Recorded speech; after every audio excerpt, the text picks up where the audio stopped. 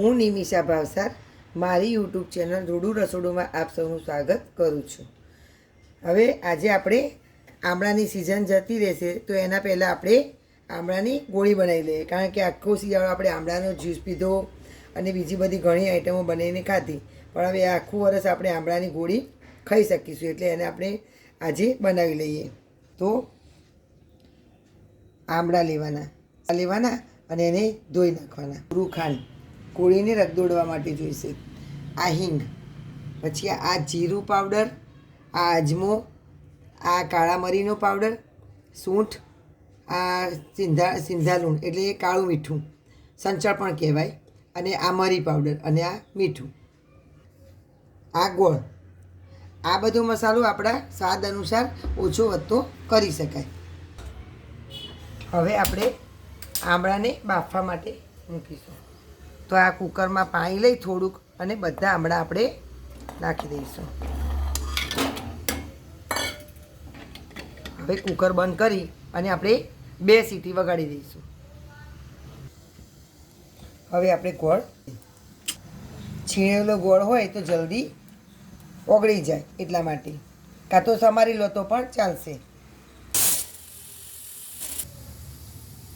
આપણો ગોળ છીણાઈ ગયો અને આપણા કુકરની 2 સીટી પણ થઈ ગઈ. હવે કુકર ઠંડુ થઈ ગયું છે તો આપણે આમળા કાઢી લઈશું. આ આપણા આમળા સરસ બફાઈ ગયા છે. જો 2 સીટી વગાડી તો કળીઓ સરસ છૂટી પડી ગઈ છે. હવે આ ઠંડી થાય એટલે આપણે એને છૂટી પાડી દઈશું આમ કરીને. હવે આ આપણા ઠંડા થઈ ગયા છે આપણા, તો આમળાને આવી રીતે પકડીને તમે પ્રેસ કરશો તો તરત જ આવી રીતે બધું છૂટું પડી જશે. એને આપણે ક્રશ કરવાના છે.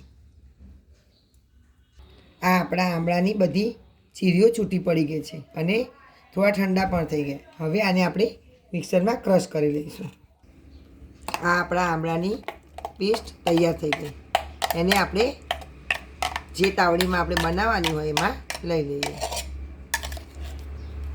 આપણે આ આમળાની પેસ્ટને નોનસ્ટિક વાસણમાં લઈ એને હલાવીશું.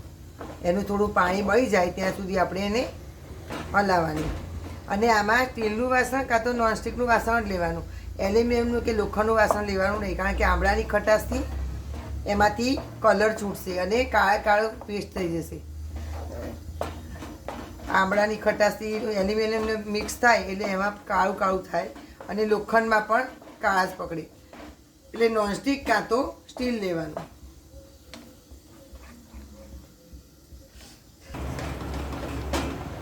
આ આપણું મિશ્રણ ઘટ થવા માંડ્યું છે. આ આપણું થોડું એનું અડધું પાણી બળી ગયું છે. હવે આપણે જે ગોળ છીણ્યો હતો એ નાખી દઈશું. હવે આ ગોળ બરાબર આમળામાં મિક્સ થઈ જાય અને ગોળનું પાણી થયું હોય એ પણ બળી જાય ત્યાં સુધી આપણે ફરીથી હલાવીશું. આ આપણો ગોળ ઓગળવા લાગ્યો છે અને મિક્સ પણ થવા લાગ્યો છે. અહીંયા મેં 500 આમળા લીધા હતા તો 400 જેવો ગોળ લેવાનો, કારણ કે આમળા ખાટા હોય એટલે થોડો ગોળ માપનો હશે તો સરસ ખટ મીઠો સ્વાદ આવશે. હવે આ ધીમે ધીમે પાણી એનું બળવા માંડ્યું છે. ઘણા લોકો અડધા ગોળ અને અડધી ખાંડ પણ નાખતા હોય છે, પણ શું આપણે હેલ્ધીનો વિચાર કરીએ હેલ્થનો તો ગોળ વધારે સારો.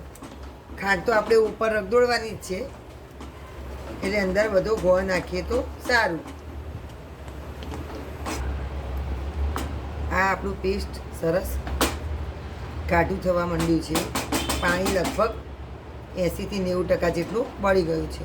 હવે આપણે હલાય કરીશું એટલે પેનથી છૂટું પડી જશે. જેમ શીરામાં ઘી છૂટે અને તાવડીથી છૂટું પડે એમાં પણ છૂટું પડી જશે. હવે આ પાણી બળી જવાની તૈયારી હોય ત્યારે આપણે મસાલો કરી દઈશું. તો સંચળ, મરી પાવડર, સૂંઠ, આમળાનો પાવડર, આંબોળિયાનો પાવડર થોડોક લેવાનો એટલે એનાથી ખટમીઠો ટેસ્ટ આવે. આ અજમો, આ જીરું અને મીઠું, આ બધું આપણા સ્વાદ અનુસાર નાખી દેવાનું. હવે આને બરાબર મિક્સ કરી લેવાનું. થોડીક હિંગ નાખવાની, ચપટી હિંગ નાખવાની. એનાથી સુગંધ પણ સરસ આવશે અને સ્વાદ પણ સરસ આવશે. હવે આ બધું આપણે સરસ મિક્સ કરી દેવાનું. તમે મસાલો કરશો એટલે તરત જ અંદરથી એકદમ સરસ સ્મેલ ચાલુ થઈ જશે.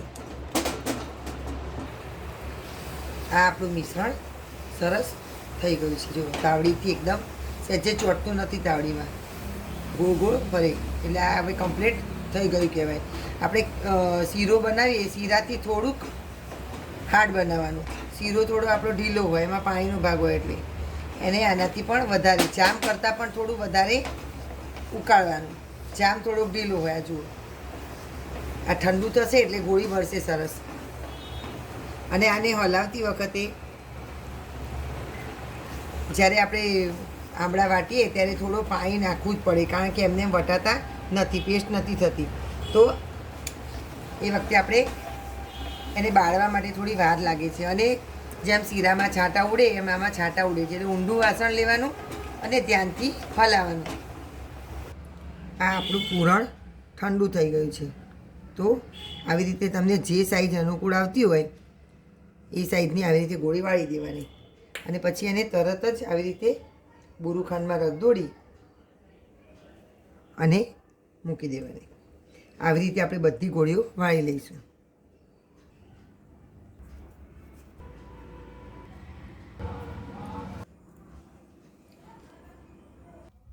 આ આપણા આમળાની ગોળી તૈયાર. સરસ જમીને તમે એક બે ખાઈ જાઓ તો તમારું ખાવાનું પણ સરસ પચી જશે અને મોં પણ સરસ ફ્રેશ થઈ જશે.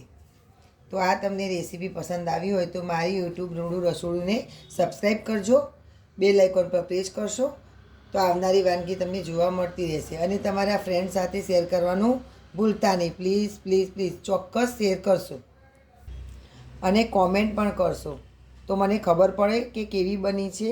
અને તમે બધા બનાવો તો તમને કેવી બની એ પણ મને કોમેન્ટમાં કહેજો.